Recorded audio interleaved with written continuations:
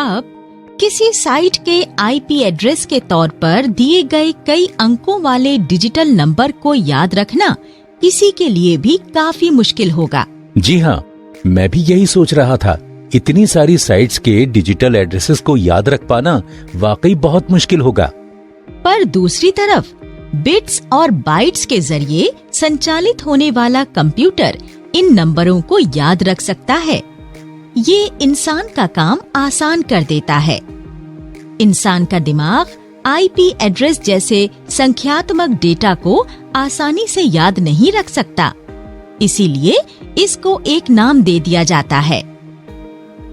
इसी समस्या के हल के लिए 1983 में डोमेन नेम सिस्टम या डीएनएस की खोज की गई थी।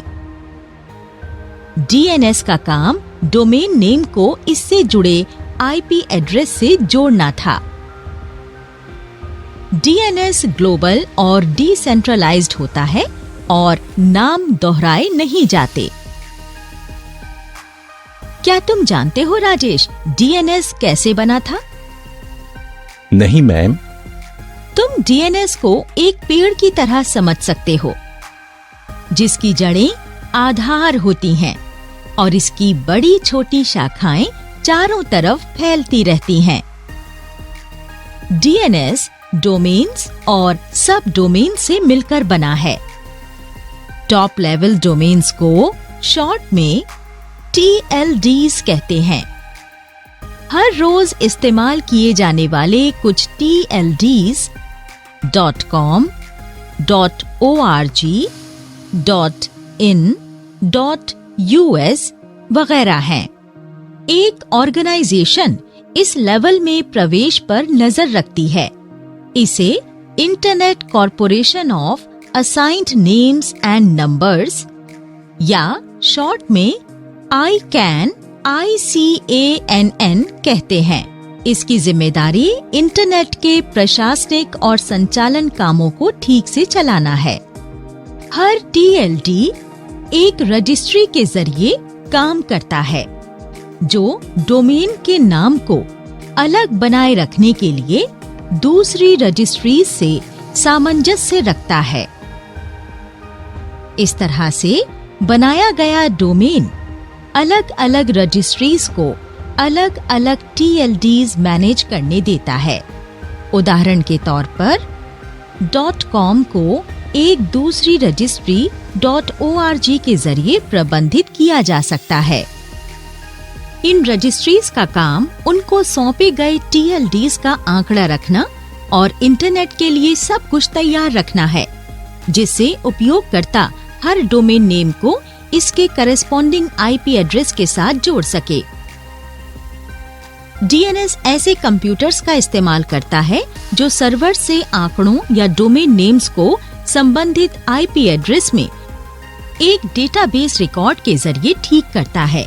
TLDs सब डोमेन्स और उनके भी सब डोमेन से मिलकर बना है और इसमें अधिकतम 127 लेवल्स की सीमा होती है।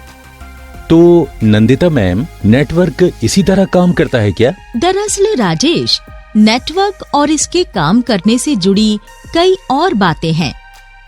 इसके लिए तुम्हें नेटवर्क लेयर्स की बनावट के बारे में जानना होगा।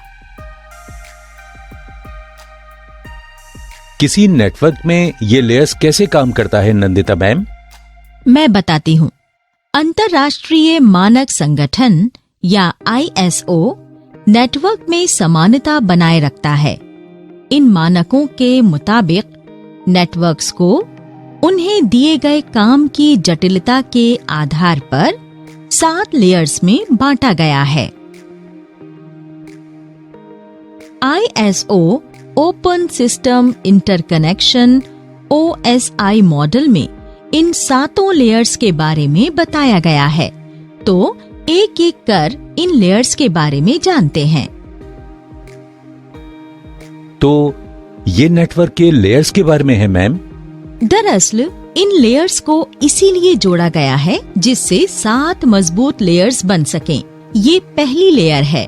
पहली लेयर फिजिकल लेयर है। ये नेटवर्क डिजाइन और हार्डवेयर जैसे physical cables, network interface cards, wireless radios के साथ साथ दूसरी इलेक्ट्रॉनिक उपकरणों का प्रबंधन करती है। मीडियम में बिट्स एनकोडिंग भी यही लेयर निर्धारित करती है। तो कह सकते हैं पूरे बिट डेटा के स्थानांतरण की जिम्मेदारी इसी लेयर की होती है। इसके बाद डेटा लिंक लेयर आती है। डेटा पैकेट्स का बिट्स में एनकोडिंग और डिकोडिंग इसी लेयर में होता है और पैकेट्स को फिजिकल लेयर के जरिए विश्वसनीय हस्तांतरण मुहैया कराया जाता है, जो बिट्स को मीडियम पर संचारित करने का काम करता है। अगला नंबर है नेटवर्क लेयर का। एक ट्रैफिक पुलिसमैन की तरह नेटवर्क लेयर का मूल काम भेजना और भीड़ पर नियंत्रण रखना है।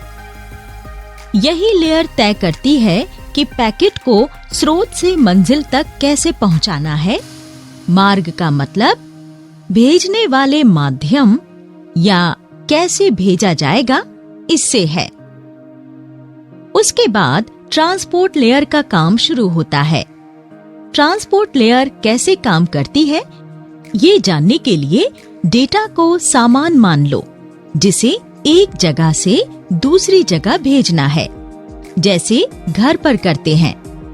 पहले हम बड़े वजन को आसानी से उठने वाले छोटे पैकेट्स में रखते हैं। हर पैकेट के दोनों तरफ जरूरी जानकारी लिखी होनी चाहिए, जैसे पैकेट में क्या है, उसे कहाँ भेजना है। ट्रांसपोर्ट लेयर एंड सिस्टम और होस्ट्स के बीच डेटा स्थानांतरण का काम करती है और सुनिश्चित करती है कि डेटा भेजा जा चुका है।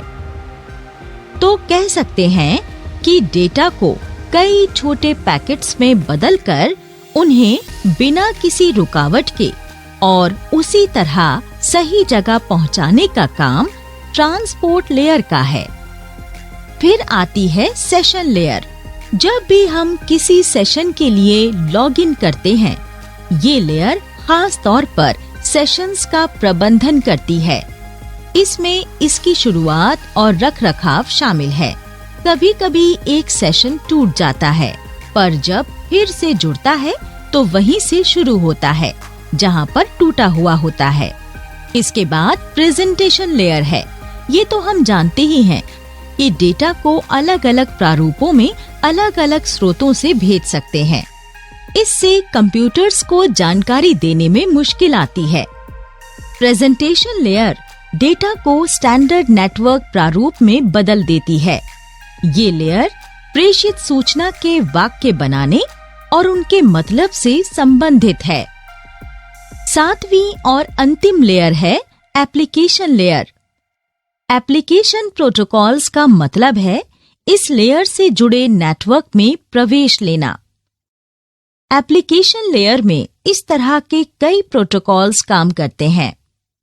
उदाहरण के लिए वेब ब्राउजिंग में इस्तेमाल होने वाले आम प्रोटोकॉल HTTPS और फाइल स्थानांतरण के लिए FTP है। तो नंदिता मैम, इस तरह इंटरनेट घुसपैठियों से बचा रहता है? हाँ राजेश, पर एप्लीकेशन लेयर में प्रोटोकॉल्स के बारे में भी जानना जरूरी है। मैं तुम्हें बताती हूँ।